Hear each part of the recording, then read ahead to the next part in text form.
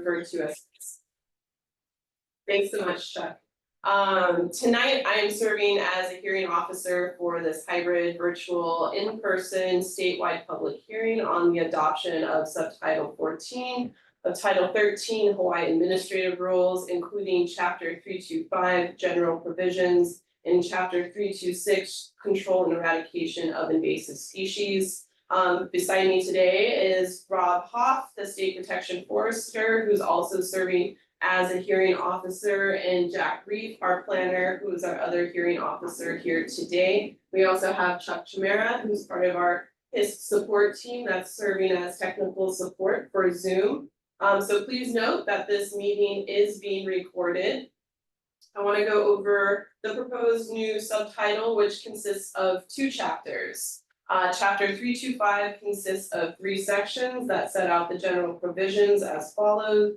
Section 325-1 purpose sets out that the purpose of the rules is to implement HISC authorities under Chapter 194 Hawaii Revised Statute.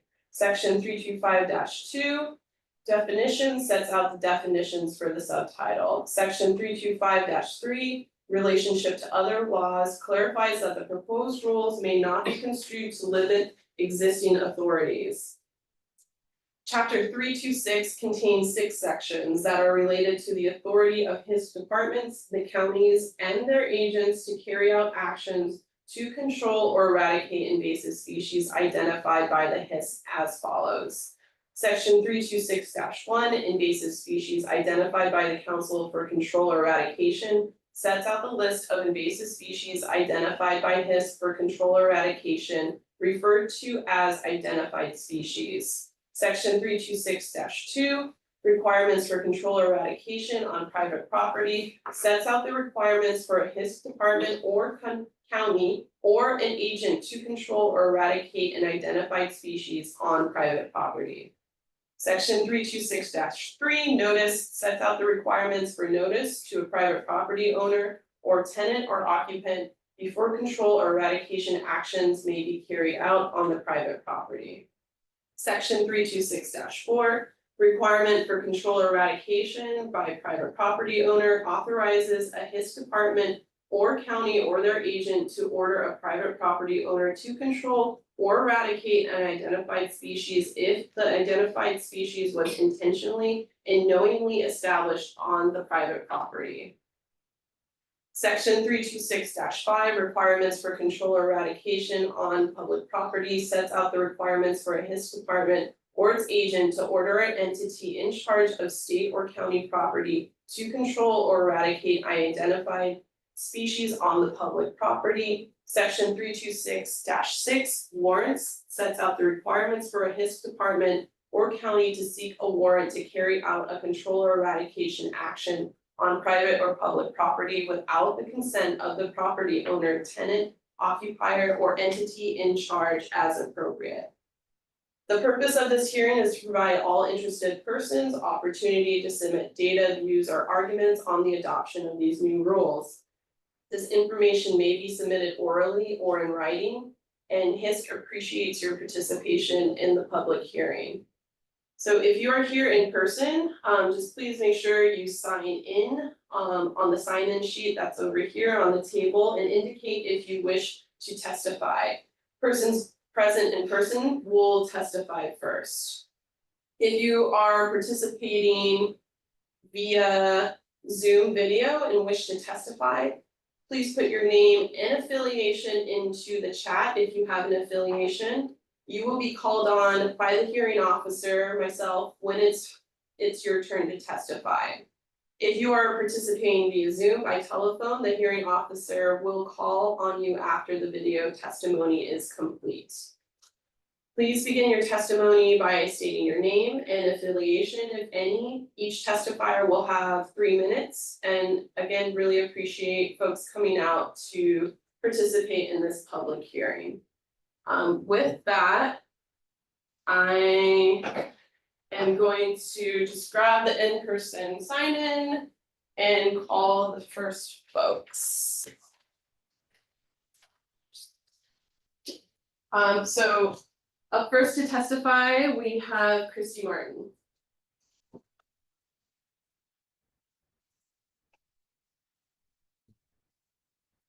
Aloha hearing officers. Thank you for this opportunity. My name is Christy Martin with the Coordinating Group on Alien Pest Species, or CGAPS, for a University of Hawaii Pacific Cooperative Studies Unit project. I've been working on this issue for a very long time. My group CGAPS was actually formed in 1995, stemming from a congressional report that documented that Hawaii has the worst invasive species problem in the nation. And they also concluded that these problems, a lot of the problems could be addressed with better coordination. And so CGAPS was formed because of that. We try to function in the same way today. We worked with the agencies, including DLNR, Department of Agriculture, and non-governmental organizations to request and get the first report filling in the gaps on invasive species. That was published in 2002. I'd been in this job for 1 year. And we were dealing with a lot of invasive species at the time. We were dealing with coqui frogs and Salvini that was covering Lake Wilson. Stemming from that report, soon after came Chapter 194 in the statute that created the HISC. And since then, we have been trying to put in place administrative rules. And I say we because every time there is a new program manager for the HISC or a new support staff for the HISC, I have been sort of their training wheels, and they've reached out and said, you know, what have we done on this? You know, where were we on this? And so we have had a lot of stops and starts. We've tried numerous times to get rules on the books. We've engaged a number of attorneys general, and we're finally at the point where we have rules. I think the most important parts of the rules are the ability to share the access provisions. So in this language, it allows HISC agencies, including counties, to be able to have a process for contacting landowners that have an invasive pest, perhaps a little fire ant, a process for contacting and gaining access. Department of Agriculture has these authorities already, but again, the legislature put it into the HISC statute because more help was needed. And these rules finally allow us to access those authorities. It also provides a small list of high priority pests. And of course, as we all know, the HISC statute actually requires the HISC to identify all invasive species. This is a great start, prioritizing. So in summary, I think this is a wonderful start. I urge you to please move these rules along to public hearing.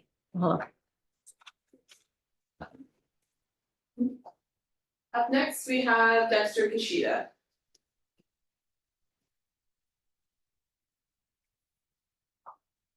Thank you so much, hearing officers. Dexter Kishida, Hawaii Department of Agriculture, Deputy. We stand in support or strong support of the rules. We would like to add one comment that since HISC committee passed or had our meeting and passed this to move forward, Act 231 has also been signed into law. So while we definitely would like to add a comment to ensure that the changes to law that were written into Act 231 are taken into consideration in the next phase of the rule development. Thank you very much.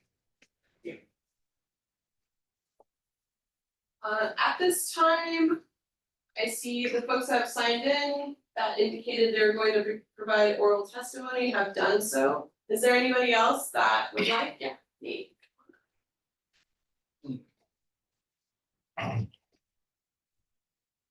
Aloha folks, Nate Doobie, manager for the Oahu Invasive Species Committee, here to lend my strong support and the strong support of OISC behind these administrative rules. As an agency that does a lot of management on the ground, although we do have very good relations with the public, with a lot of the private property owners that we interact with, there are always a handful that either don't respond or deny us access. This often fragments our response and can really threaten the success of any containment or eradication program for any of our pests, and especially for invasive plants.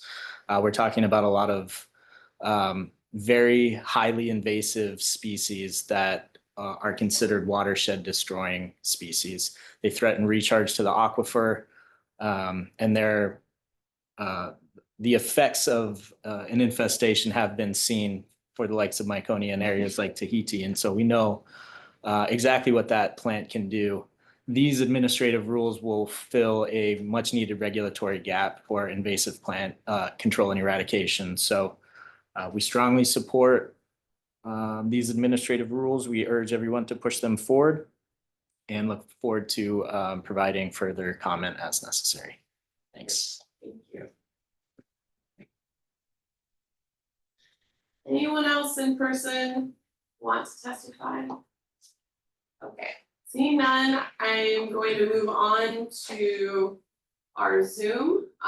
First up, I have Kevin Desenda.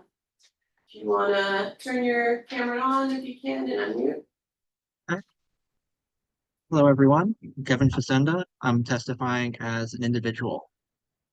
As a botanist and conservationist involved with invasive species on Oahu, I strongly support these regulations and really appreciate the work that HISC is doing to manage these damaging organisms across the state. While a lot of the legalese of these rules goes above my head, I do have some suggestions based on the species list. I've written all of these in my written testimony as well, but I'll summarize them briefly here as well.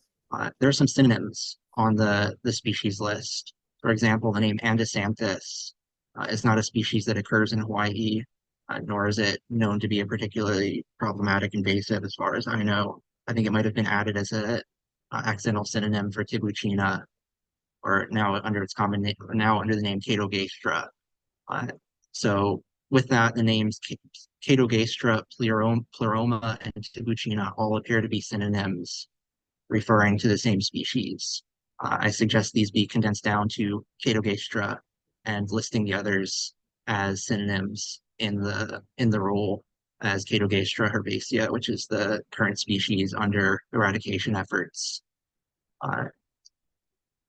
And with the same thing, the rules list Myconia, all species, which is problematic because Coster's curse, formerly known as Clydemia hirta, has now been moved to the genus Myconia, and that is not a feasible eradication target. I think that line should be changed to Myconia calvescens, the purple plague watershed destroying species, because if we include Myconia crenata on that list, it won't really accomplish anything since that's not a feasible eradication species. With regards to the other species on the list, I support the inclusion of Kentrus longicetus, Kentrus cetaceus, Chromalena odorata, Cordaria, and Senecio as eradication species. I also wanted to note that while many of these species are widespread and beyond eradication on certain islands, it would be good to include the islands which are not, which these rules do not apply on. For example, we should not be trying to eradicate Kentrus cetaceus on Hawaiʻi Island, as that is a impossible task. And same with Tibucina or Catogastra on that island is not going to happen. So listing the islands where they should not be eradicated or alternatively where they should be eradicated would be an improvement to these rules. I also wanted to say that I think we could be a little bit more ambitious with this list and include more species that are currently on certain islands, but we want to prevent from spreading to other islands. For example, Diarella odorata, the Cape ivy, is currently an eradication target on Oahu, but is widespread on Big Island and should be added to this list, as well as several other weeds like Jatropha gasopifolia, Benax certellus, Bishophia javanica, Oxyspora paniculata, Blechnum orientale, and Leptosporum scoparium are widespread on certain islands where they're quite damaging to our watersheds. It would be good to include those on this list, so when they inevitably do spread intra-island, the rules will be in place so we can manage them as soon as they spread. Thank you for the opportunity to provide testimony. Thank you, Kevin. Next up, we have Carol Kwan. Aloha. I support the proposed changes. I am a certified arborist. I work as a consulting arborist in the landscape industry, and I wish this had been done a long time ago, is all I have to say. Thank you. Thank you, Carol. Kimiona. Mahalo. Kimiona Kane here on behalf of the Waimanalo Neighborhood Board and also in my individual capacity as a member of Waimanalo community. In support of the rules that are before us this evening, we've noted for years now the challenges that have been facing our communities, especially in regard to those that are in the decision-making seats. And I think this is a really great opportunity for us to move that needle forward to help our communities as well as the agencies that are responsible to serving those communities, give them the best opportunities and tools to do the job that they need to do well. And gives us an opportunity to really look at what the loopholes are and what things opportunity-wise may be able to come forth from this. So I'm here to offer my support in both capacities and recognize that the work is still needing to be done. I think as Christy said earlier, this is a great start, but certainly there is much more to be added as clearly outlined by the previous testifiers. And so I'm here to continue to support the efforts there, and I'm here for any questions that there might be. Mahalo nui for the opportunity to speak this evening. And also mahalo nui for having it in the evening. Thank you very much. Thank you. That's all I have in the chat who put down their name to testify. I see there's a few other folks joining us via Zoom. Would anybody else like to provide oral testimony? If so, you can go ahead and put the hand raised, or you can just turn your camera on and unmute.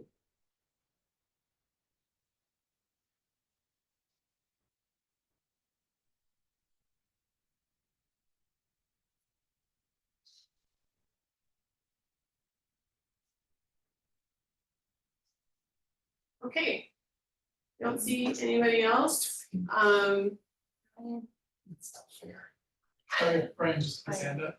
Oh, Or applauding or I think something. he's applauding. That means I don't support, right? So with that, I think we do have to keep the Zoom open till 7:30 if there's other folks that are able to join. But that concludes the folks that are present in person and via Zoom, submitting their oral testimony. I am just going to leave it open and see if anybody else joins. So mahalo for everybody that testified. You're welcome to stay on for the duration. But we've also captured your testimony if you need to leave.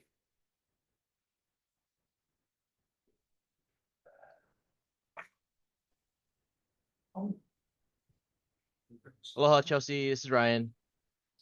Hey, Ryan.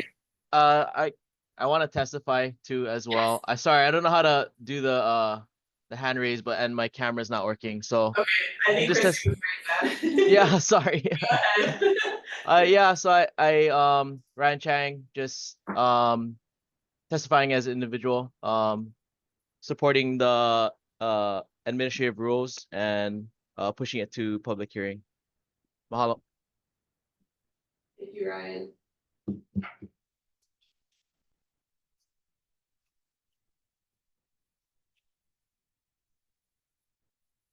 Anybody else?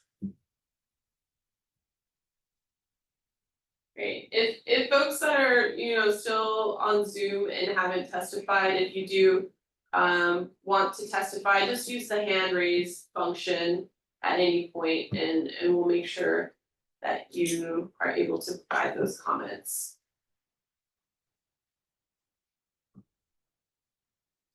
Okay, with that.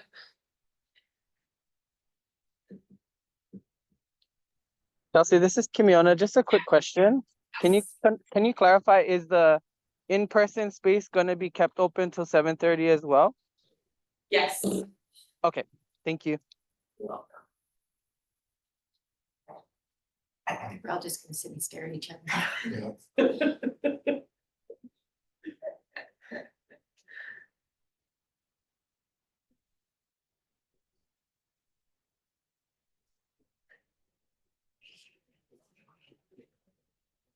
I think we can mute it until something comes. Okay, folks, we're gonna mute the Zoom, but We are here. yeah, we are here. We are And listening and Chuck will be watching. monitoring. Chelsea, Yeah. I'll be pausing the recording. Okay. Okay, sounds great. Thanks, Chuck. Thanks, Chuck. Was Sierra Club, would you want to provide any oral testimony on Sure, this yes. hearing? Yeah, if can, just real briefly, Wayne, my name is Wayne Tanaka, the Circle of Hawaiʻi. Just want to go on record to express our strong support for the adoption of these new rule chapters. We've been reckoning with our neglect of our biosecurity infrastructure, for the last few decades, and so this is just one critical step forward to finally address these gaps. And I just want to thank the hard work of the folks who put these rules together and to HISC and all of your efforts, and looking forward to supporting you as we continue on in this journey to protect our islands and our communities. Mahalo. And I'll submit written testimony. I'm about to email it to you. Great, no problem. Thanks, Wayne, appreciate it. We're just keeping the public hearing open until 7:30, so we have 8 more minutes, and we actually appreciate you jumping in, so you made the last 30 minutes worthwhile for us. But we'll just put, I don't see anybody else that joined, so we'll just mute ourselves and stop the recording, and we'll just continue to monitor to see if anybody else comes in to provide testimony until 7:30. So mahalo. Thank you for coming in first. Oh, thank you. Thanks, Chuck. I forgot we weren't recording. Come on, camera. Mahalo to everybody that showed up in person to provide testimony and also virtually. HISC really appreciates folks participating in this public process. It is 7:30 now, so we're gonna close off the public hearing. So mahalo again, have a good night.